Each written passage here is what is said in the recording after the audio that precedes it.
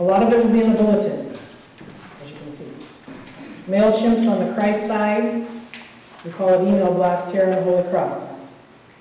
And there's also a chance now, when I say for the good of the order, if we've missed something, don't be shy. Stand up, shout it out. Right? We can't, I got 2 churches, parish administrator, office folks. Stuff's going to get missed. We can't have it missed. Stand up and say it.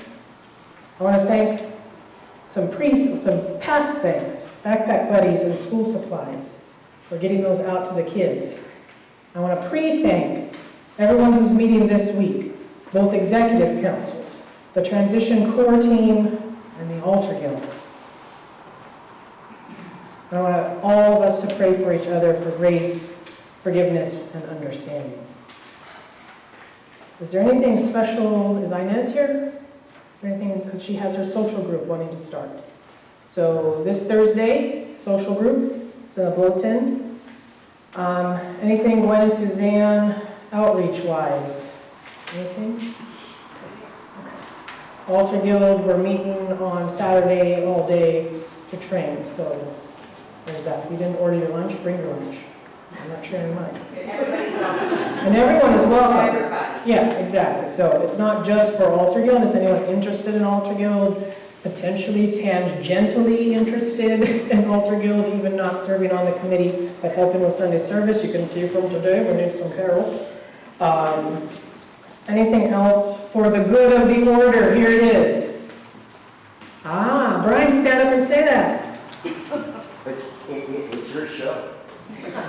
Someone else needs to say it. Congregational assessments. If you have not gotten a hard copy or an electronic copy, please contact your church office or see me, and I can get you a copy of either. They need to be turned in as soon as they are completed, preferably before the deadline of September 3rd.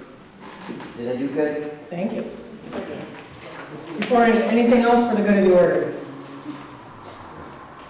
Hearing nothing, I'm going to invite our friends from Church in the Park to come forward. They're going to give a little bit of a spiel now about some ministry, and then we're going to invite you to stay after service for question and response. They also have a table in the back of the narthex there with some great swag, and there's like 4 or 5 of you that are probably more than happy to splurge about what you're doing. If you want to come up here, hopefully we don't have a squeaky. Good morning. I'm John, and it's the privilege of my life to get to serve as a pastor with Church at the Park. If you're familiar with us, we are a community that for the last 16 plus years has centered and served the needs of our neighbors who are living outside, unsheltered. And right now we get to host about 200 individuals through our sheltering programs. But one of the exciting bits of our work, what we're here this morning to get to share with you is about our safe parking program. So for the last 16 years, we've created community, and I was so blessed by the message this morning, the reminder that the invitation to me and to all of us on staff to create a beloved community with those who the rest of the world will often say it doesn't have time and attention for. For 16 years, it's been our experience to sit in that murky middle and to experience the mutuality and the kinship of relationship with folks who are living an unsheltered life. And many of those folks are living in their cars. And one of the realities of our Salem Kaiser community is that there is no legal place for someone to sleep in their car overnight on the street.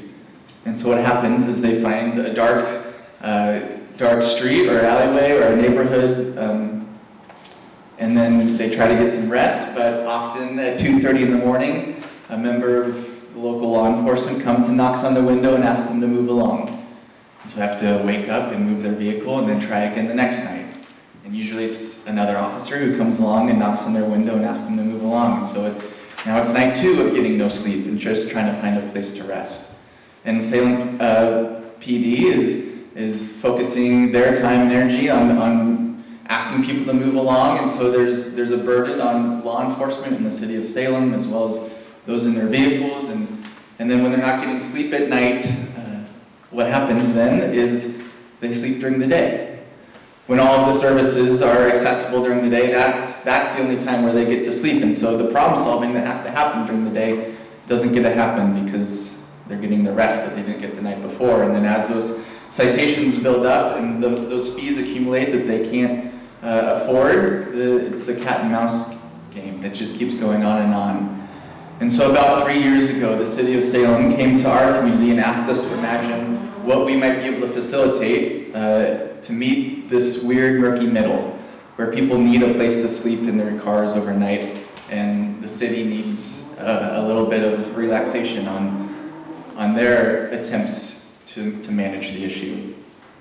And so 3 years ago, we got to start the Safe Parking Program. And we get to invite congregations like yourself to imagine what's possible as potential hosts for folks living in their vehicles. Right now, we have 6 partner congregations who have said yes to letting people sleep in their parking lots overnight. And in this way, both those who need the place to sleep and need safety receive the things that they need. The city of Salem and the Salem Police Department receive what they need, which is the opportunity to focus on more important issues overnight in terms of public safety. And then what we find is there's this beautiful opportunity for congregations to experience the beloved community with neighbors who really, really need it. And so what we find is, as at Church of the Park, that as we experience this community of belovedness, that now gets to extend beyond just our community and into the Salem community. So I, myself, plus 3 of our staff members, Aaron, Matt, and Heather, who are all connected to the Safe Parking Program, we're here this morning to be in conversation and imagination with you, because Holy Cross, if you remember, you've hosted families in RVs here. You've created a beloved space for them, and we would love to be in partnership with you even more. And so there's lots of opportunities and possibilities around what even is possible, what even makes sense for your community, what is even healthy for you to say yes to, and we would love to be in conversation with you. So we have a table out in the back lobby where you can come connect with us, ask questions.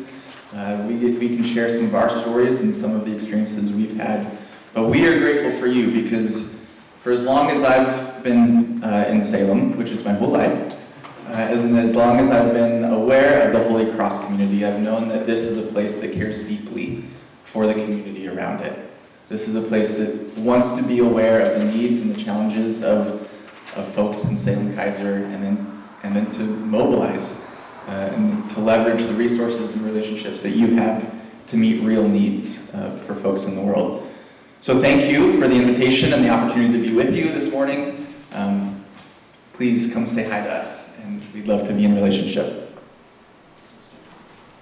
So after worship, I invite you to, if you need to get a refreshment or use the restrooms, and then come back in here if you have questions, you want to talk together as a community around the safe parking and I know that leadership is interested, and I'm interested in hearing what we have to discuss as we move forward through our own discernment of is this part of our beloved community ministry? So I invite you to do that if you're interested, and thank you for Church of the Park for coming today and sharing your blessings with us, and we hope to expand those blessings. And in the theme of blessing, please stand as you're able for the blessing.